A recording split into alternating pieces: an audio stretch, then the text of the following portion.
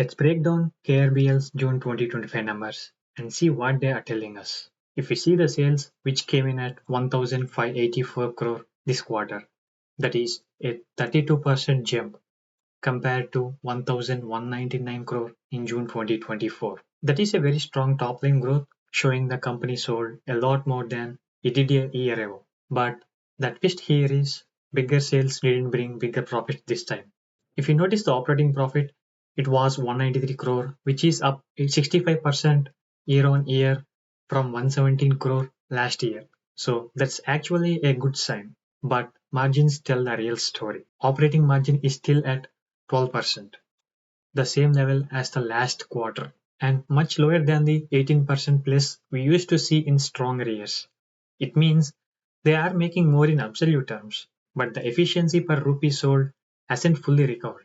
If we see the net profit, which came in at 151 crore, up a 74% year on year from 87 crore last year.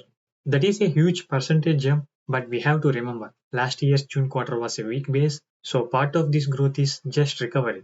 Compared to March 2025, profits are slightly lower by about 2%, which suggests growth momentum slowed a bit in this quarter. Why does this matter?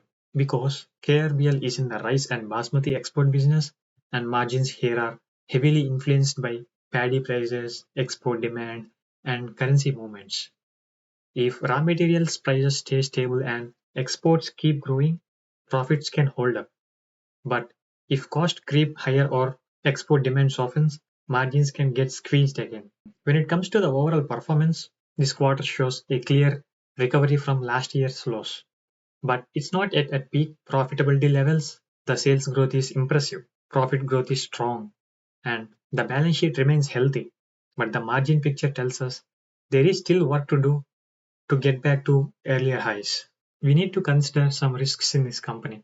First one is paddy price volatility affecting cost.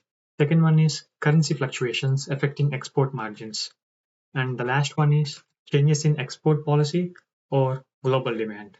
So, what do you think?